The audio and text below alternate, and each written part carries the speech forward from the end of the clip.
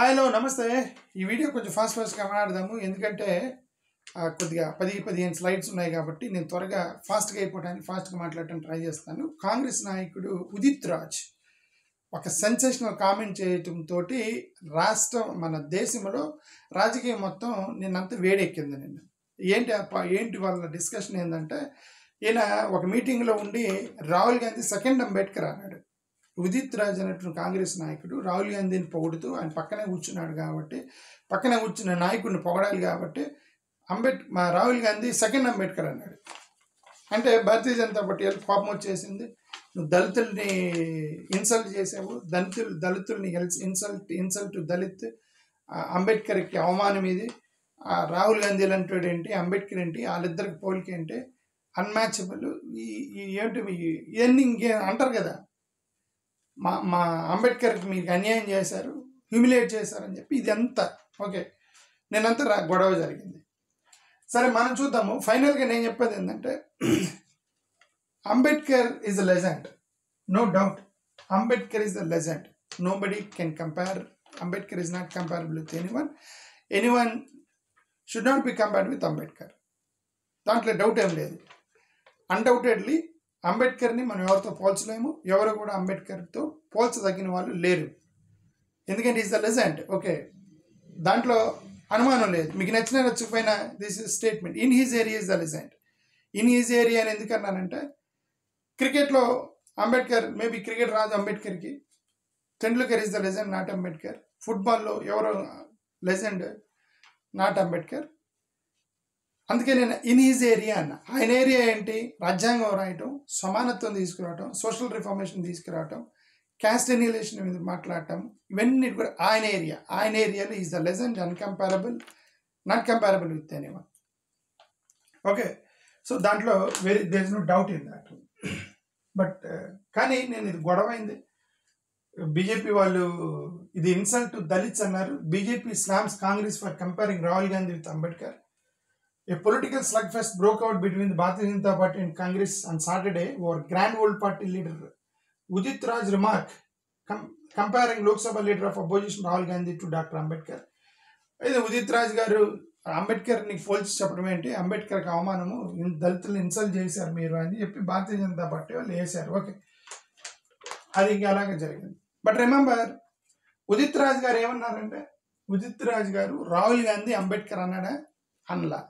రాహుల్ గాంధీ అంబేద్కర్తో సమానం అన్నాడా? అనలా.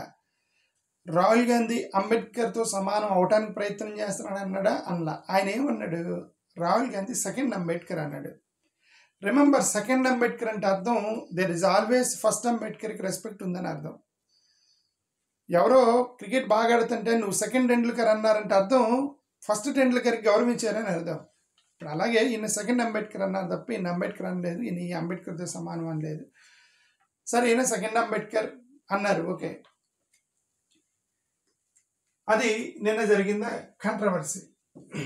బట్ లోపలికి వెళ్ళి చూస్తే ఈ సెకండ్ అనేది always carries a great respect for the primary, there is no problem. But here మనం ఇప్పుడు నేను అదే చెప్పాను, అంబేద్కర్తో ఎవరిని మనం పోర్చలేము, పోర్చకూడదు కూడా. Is the legend. ఆయన ఆ స్టేజ్లో ఉన్న ఆయన్ని మనం ఎవరిని కంపేర్ చేయడానికి వీల్లేదు. బట్ కాకపోతే ఏంటంటే, భారతీయ జనతా పార్టీకి సంబంధించిన ఐడియాకి ఈయన రాహుల్ గాంధీ మాట్లాడుతున్న ఐడియాని పోల్చి చూస్తే ఎవరికి ఎక్కువగా మార్కులు పడతాయనేది మాత్రమే మనం ఈ వీడియోలో మాట్లాడదాం. నేను ముందు అంబేద్కర్తో ఎవరు పోల్చదగిన వాళ్ళు కాదు, కానీ అంబేద్కర్ ఐడియాలజీలో వీళ్ళిద్దరిని పోల్చి చూస్తాయి. అంబేద్కర్ని, బీజేపీని రెండింటిని పోల్చి చూస్తాయి. సారీ, రాహుల్ గాంధీ ఏం మాట్లాడుతున్నాడు, బీజేపీ వాళ్ళు ఏం మాట్లాడుతున్నారు, ఈ రెండింటిని పోల్చి చూస్తే ఎవరికి ఎక్కువ మార్కులు పడతాయి అనేది దాన్ని కొద్దిగా చూద్దాం. ఓకే, అది మీకే అర్థమైపోయింది, నేను పెద్ద చెప్పదలుచుకుంది ఏం లేదు. ఓకే, ఆ రెండు పోల్స్ చూస్తే, బట్ దీన్ని చూసేటప్పుడు మనం గతాన్ని వదిలేయాలి. ఎందుకు గతాన్ని వదిలేయాలంటే, ఈరోజు కాంగ్రెస్ వాళ్ళు అంబేద్కర్ ఓడించారు 2 సార్లు. కాంగ్రెస్ వాళ్ళు అంబేద్కర్ ఓడించారు కాబట్టి ఈజ్ యాంటీ కాంగ్రెస్. ఆబ్వియస్లీ రాజకీయాల్లో ఓడిస్తారు.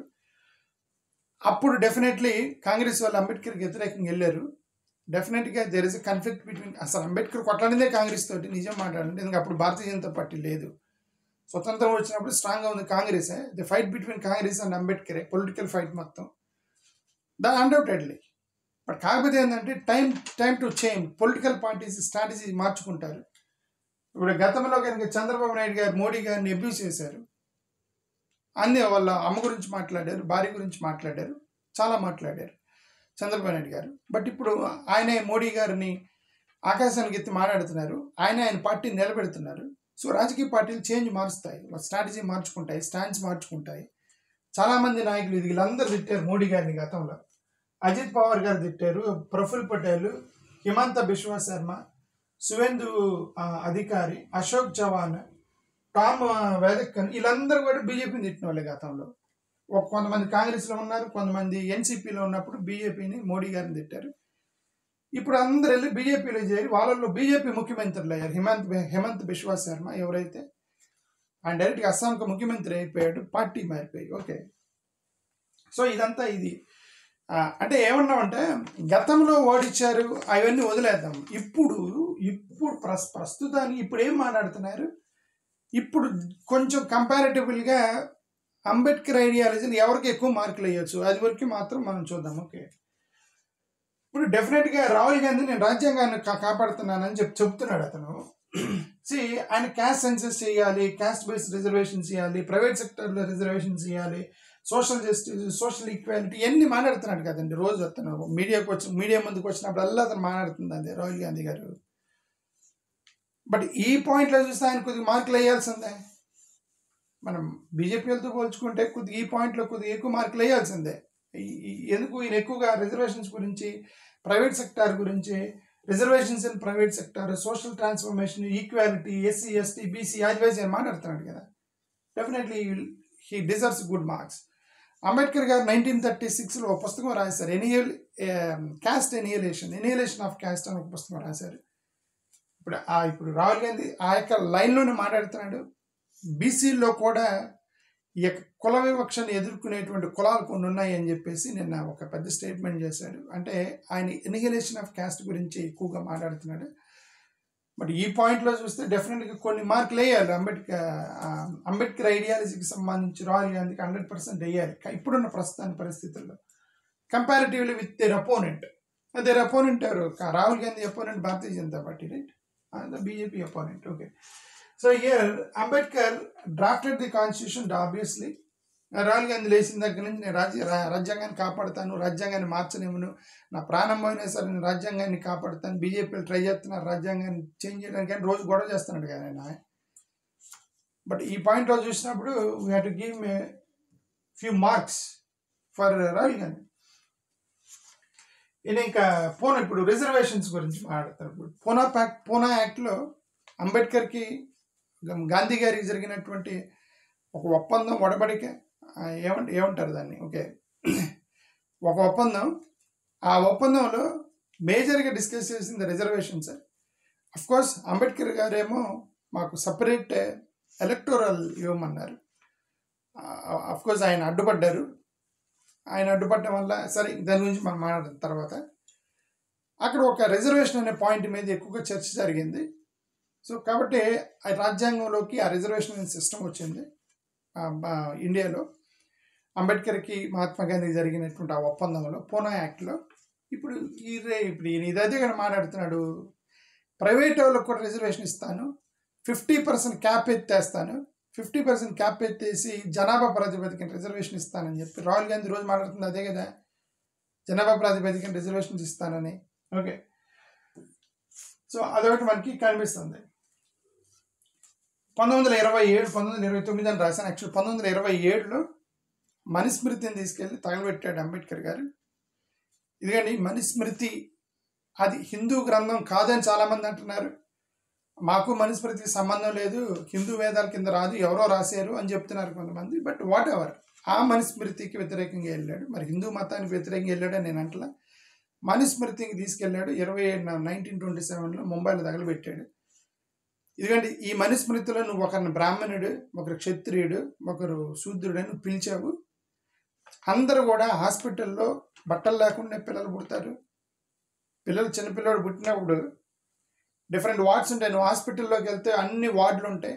వార్డులో వరుసన అప్పుడే పుట్టిన పిల్లలు ఉంటారు, వాళ్ళందరూ ఒకే ప్రాసెస్లో పుట్టింటారు, బట్టలు లేకుండా అప్పుడే పుట్టిన పిల్లలు.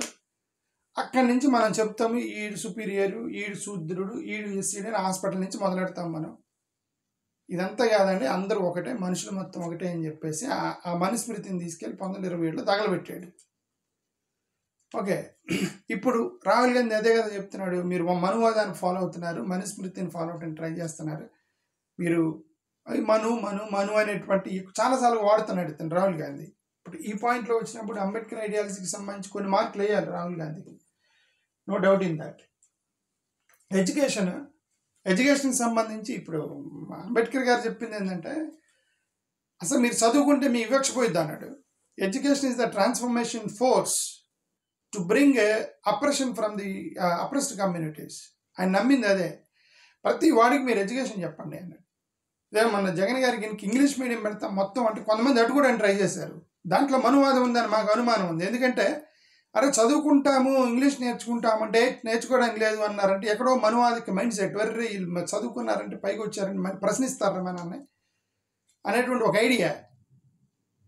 ఓకే, అదే దాని ఏమంటారు అంబేద్కర్ గారు అదేంటంటే మొత్తాన్ని చదువు చెప్తే అసలు ఈ కులవక్ష మొత్తం దొబ్బేసిద్ది అన్నాడు, మొత్తాన్ని చదువు చెప్పండి అన్నాడు. ఓకే, ఇప్పుడు రాహుల్ గాంధీ అదే మాట్లాడుతున్నాడు. ఎందుకంటే ఐఐటీస్లో, ఐఐఎంస్లో ప్రొఫెసర్ రిక్రూట్మెంట్లో, స్టాఫ్ ఫ్యాకల్టీ రిక్రూట్మెంట్లో అన్యాయం జరిగింది, నేను దాన్ని మారుస్తాను అన్నప్పుడు డెఫినెట్గా ఈ అంబేద్కర్ ఐడియాలజీకి సంబంధించిన కొన్ని మార్కులు ఆయనకి వేయాల్సిందే తప్పనిసరిగా. బట్ వేరాస్ 1980 తర్వాత బీజేపీ వాళ్ళు కొద్దిగా మార్చుకున్నారు, వాళ్ళు పందా మార్చారు. బీజేపీ వాళ్ళు కూడా ఇప్పుడు ఈక్వాలిటీ గురించి, ఉమెన్ ఈక్వాలిటీ గురించి, దళితుల గురించి, ఆదివాసీల గురించి డెఫినెట్గా బీజేపీలో మార్పు వచ్చింది. 1980 వరకు అది అగ్రవర్ణాల పార్టీగా పేరు పొందింది. అది అగ్రవర్ణాల పార్టీ అని చెప్పి పేరుంది భారతీయ జనతా పార్టీ 1980 వరకు.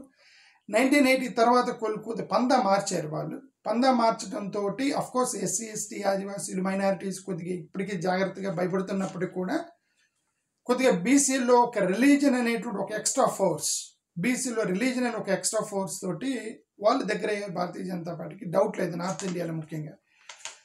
నార్త్ ఇండియాలో ఇప్పుడు వాళ్ళు కూడా నార్త్ ఇండియాలో వచ్చి ఇప్పుడు మన సౌత్ వాళ్ళు తగులుకున్నారులేండి.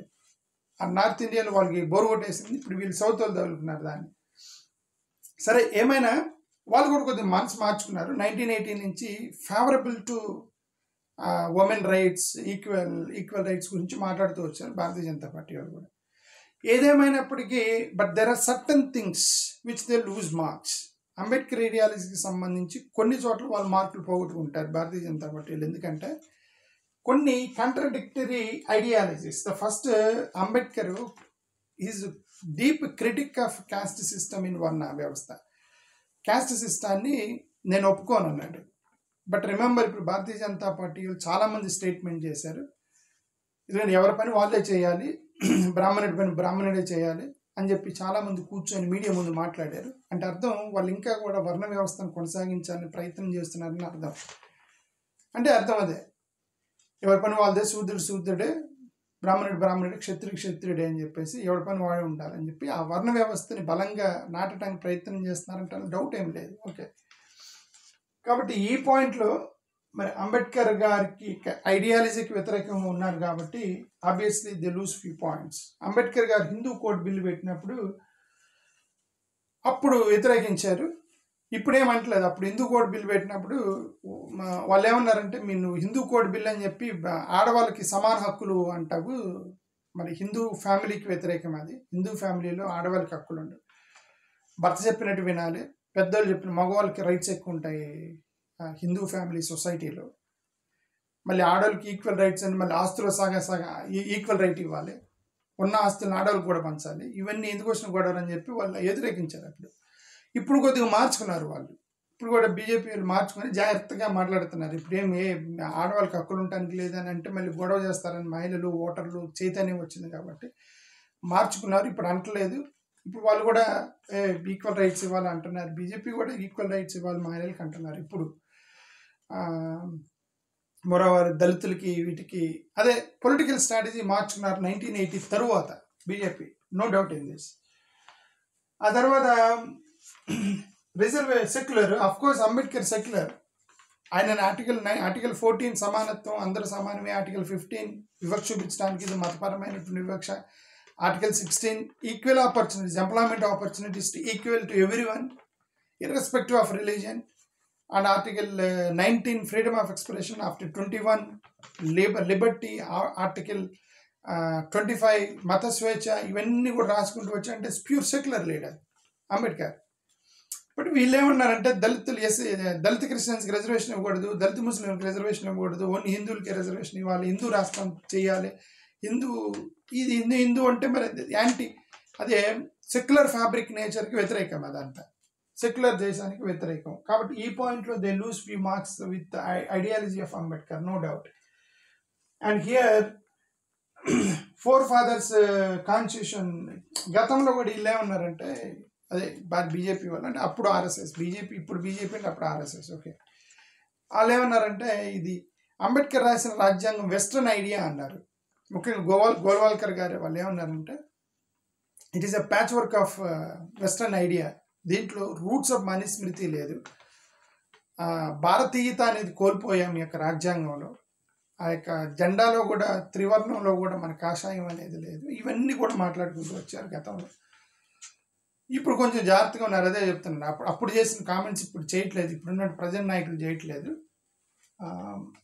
మన రీసెంట్గా ఈయన జనరల్ సెక్రటరీ దత్తాత్రేయ హోసబేల్ ఆయన కూడా ఏమన్నారు, సెక్యులర్ అనే పదం తొలగించాలి, ఏమంటారు సోషలిస్ట్ అనే పదాలను తొలగించిన రాజ్యాంగంలో అన్నారు. ఇదంతా గొడవ అని మనకు తెలుసు, ఓకే. మరి ఇప్పుడు ఈ పాయింట్లో అంబేద్కర్ అనుకున్నది ఒకటి, ఇప్పుడు మీరు మాట్లాడుతున్నది ఒకటనే కదా, you lose few marks definitely. So BJP వాళ్ళు వీళ్ళేంటంటే హిందూ కోడ్ బిల్ని అప్పుడు అపోజ్ చేశారు. సరే, హిందూ కోడ్ బిల్ గురించి మనం ఆల్రెడీ మాట్లాడాం. అప్పుడు అంబేద్కర్ యాంటీ హిందూ అన్నారు వీళ్ళే అన్నారు, మీరు యాంటీ హిందూ, ఎందుకంటే హిందూ ఫ్యామిలీ సిస్టమ్ అంటే ఆడవాళ్ళకి సమాన హక్కులు ఉంటే హిందూ ఫ్యామిలీ సిస్టమ్ దెబ్బతినిద్ది, ఆడపిల్లలకు కూడా ఆస్తి చీల్చి, ఇప్పుడు కూడా అంతే కదా, కట్టం ఇచ్చి పంపించేస్తారు ఆడపిల్లకి, ఆ పిల్ల లేదు నీకున్న ఆస్తులు నాకు కూడా సమానంగా ఇవ్వాలి అంటే ఇవ్వట్లేదు మగపిల్లలు, అది జరుగుతుంది, ఓకే. ఇది ఇంకోటి ఏంటంటే రిజర్వేషన్స్, అంబేద్కర్ గారు రిజర్వేషన్స్ ఇవ్వాలి అని చెప్పారు. గతంలో మోహన్ భగవత్ గారు ఏమన్నారంటే ఇది రిజర్వేషన్ సిస్టాన్ని మనం రివ్యూ చేయాలన్నారు. తర్వాత గొడవ అయిన తర్వాత ఆయన మాట మార్చుకొని ఏమన్నారంటే ఇది వివక్ష ఉన్నంత వరకు రిజర్వేషన్ కొనసాగించాలి, ఆ తర్వాత ఎత్తేయాలని మాట మార్చారు, ఓకే. సరే, ఏదైనా మైండ్లో రిజర్వేషన్ సిస్టాన్ని రివ్యూ చేయాలనేటువంటి ఐడియా అయితే బీజేపీలో ఉంది, దాంట్లో డౌటే లేదు. బట్ ఏదేమైనా 1980 తర్వాత పోస్ట్ 1980 వీళ్ళు కూడా అంబేద్కర్ బర్త్డేలు చేయటం, అంబేద్కర్ ర్యాలీలు చేయటం, అంబేద్కర్ పూలేకి సంబంధించిన ర్యాలీలు చేయటం, దళితుల్ని అపీస్మెంట్ పాలిటిక్స్ చేయటం, ఇవన్నీ కూడా చేస్తున్నారు, బీజేపీ వాళ్ళు కూడా చేస్తున్నారు. బట్ అట్లీస్ట్ వాళ్ళు పందా మార్చుకున్నారు కాబట్టి కొద్దిగా అంబేద్కరిజం ఇంకా బతికింది, ఇంకా అంబేద్కర్ గురించి మాట్లాడుతుంది, లేదంటే అంబేద్కర్ అనే ఐడియా అసలు ఆయన ఇమేజ్ మొత్తం దెబ్బతిని ఉండేది, ఓకే. వీళ్ళు మార్చుకుని మంచి పని చేస్తారు బీజేపీ వాళ్ళు కొద్దిగా, ఓకే. సరే, ఏదైనా ఇదే అండి ఫైనల్గా comparison with equality, reservations proposed వాల్తీలతో పోలిస్తే డెఫినెట్గా Rahul Gandhi will score better marks. ఈ పాయింట్లో అంటే ఈక్వాలిటీ, రిజర్వేషన్స్ ఇవ్వాలి, caste annihilation, SC ST BC ఆదివాసీలు వాళ్ళ మీద వివక్ష చూపించడానికి, అందరికి రిజర్వేషన్స్ ఇవ్వాలి, మైనారిటీలకు కూడా రిజర్వేషన్ ఇవ్వాలి, ఈ పాయింట్లో Rahul Gandhi will score better marks. But whereas మనం హిందూ రాష్ట్రంగా మార్చాలి, ఏమంటారు ఈ క్యాస్ట్ సిస్టమ్ అనేది అలానే కొనసాగించాలి, వర్ణ వ్యవస్థ అనేది కొనసాగాలి, ఈ దళిత క్రైస్తవులు దళిత ముస్లింకి రిజర్వేషన్స్ ఇవ్వము, హిందువులకి రిజర్వేషన్స్, ఈ పాయింట్లో కొన్ని మార్కులు కోల్పోతారు భారతీయ జనతా పార్టీ వాళ్ళు. So comparatively definitely who is closer to ideology of Ambedkar? It is Rahul Gandhi. There is no doubt in this. Thank you. Namaskar.